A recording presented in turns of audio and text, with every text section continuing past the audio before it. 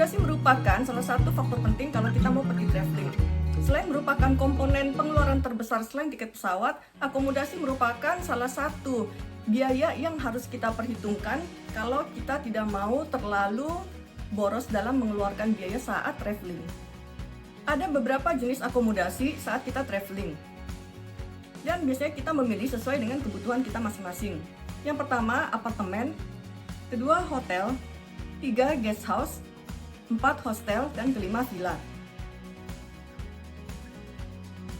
Kalau mau mencari penginapan murah, tapi bepergian single atau berdua saja, mungkin hostel menjadi pilihan yang terbaik untuk menekan budget.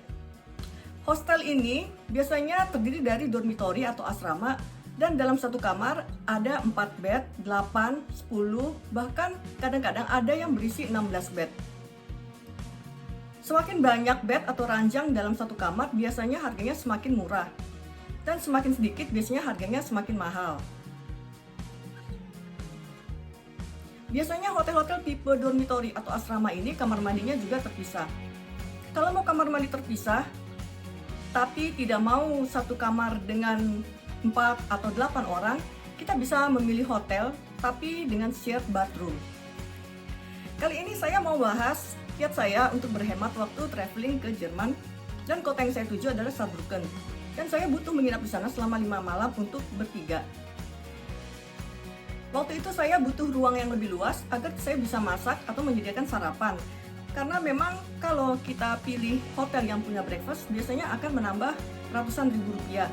Biasanya di Eropa itu, breakfast terpisah dan kita bisa menambahkan breakfast kalau kita mau menambah uang. Atau kalau kita mau menekan budget, kita bisa pilih hotel yang tidak ada breakfastnya. Kalau di apartemen, kita bisa masak pagi-pagi, menyediakan breakfast, dan juga memiliki ruangan yang lebih luas. Selain juga mendapat pantry, atau bahkan kadang-kadang ada ruang duduk dan diberi sofa juga. Sebagai informasi, kalau kita memilih apartemen, biasanya apartemen itu tidak memiliki lobi dan tidak akan disambut oleh resepsionis, kecuali kalau kalian menginap di apart hotel. Apart hotel itu biasanya hotel dan juga terdapat apartemen. Mereka juga mengelola apartemen-apartemen tersebut untuk disewakan. Jadi kalau kita menginap di apart hotel, kita akan mendapatkan apartemen dan masih bisa disambut oleh resepsionis. Pengalaman saya pernah menginap di apartemen di Swedia, dan saya harus mengambil kuncinya di kotak surat yang ada di bawah tanah. Selain itu, apartemen biasanya juga tidak ada pelang. Jadi biasanya ada di tempat-tempat pemukiman biasa, lalu di sana hanya ada nomor-nomor gedung atau nomor-nomor rumah yang biasanya terdiri dari 2 atau 3 lantai saja. Kali ini saya mendapatkan satu apartemen yang dikelola oleh hotel. Jadi di situ kita masih bisa disambut oleh resepsionis. Selain mereka menyewakan kamar-kamar hotel, mereka juga menyewakan unit apartemen. Tapi memang waktu itu berhubung saya datangnya sudah malam, sudah jam 10 lewat, jadi memang resepsionisnya sudah tutup. Berhubung ini memang bukan hotel bintang 4 atau 5, resepsionis tidak 24 jam. Jadi resepsionis itu hanya standby dari pagi pukul 8 sampai dengan malam sekitar pukul 8 juga atau sekitar pukul 7. Jadi mereka sudah tutup waktu kami datang. Tapi untungnya kami bisa email-emailan dan mereka memberitahu kode pintu depan resepsionis. Jadi kita bisa masuk dan mengambil kunci apartemen kita di dalam resepsionis tersebut. Apartemen ini ada di lantai atas dan memang tidak seperti hotel, tapi ada pantry, terus ada 2 kamar tidur dan 1 toilet.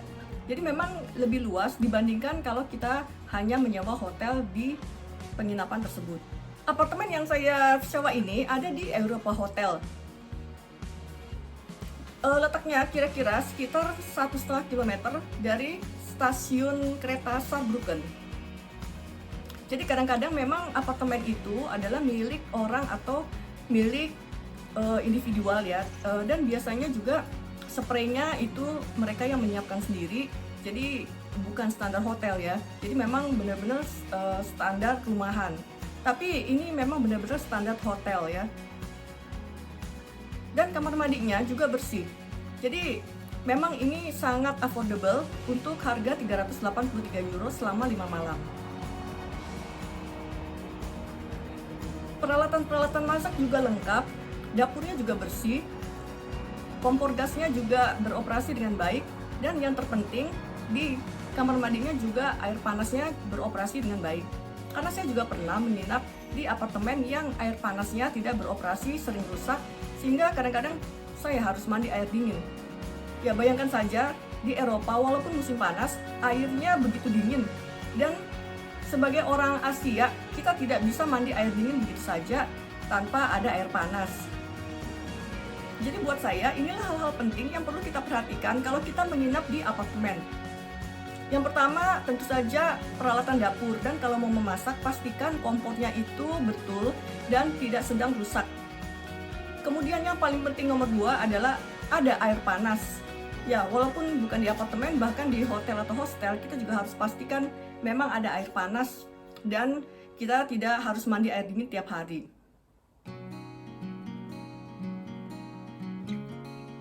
Lalu yang ketiga tentu saja keamanan, keempat kebersihan, kelima kenyamanan. Lalu yang keenam tentu saja lokasi. Usahakan lokasinya memang dekat dengan stasiun atau halte bus. Karena kalau memang jauh dari stasiun atau halte bus, mobilitas kita akan sangat sulit dan kita membuang-buang waktu hanya untuk di jalan. Dan hal terakhir yang juga penting, apakah penginapan tersebut atau apartemen tersebut ada di daerah pemukiman atau di tengah-tengah kota yang memang dekat dengan pasar, supermarket, dan restoran serta kafe. Semoga bermanfaat bagi teman-teman yang hendak mencari akomodasi di Jerman atau di kota-kota lainnya di Eropa. Terima kasih sudah menonton video ini. Silakan share, like, dan subscribe.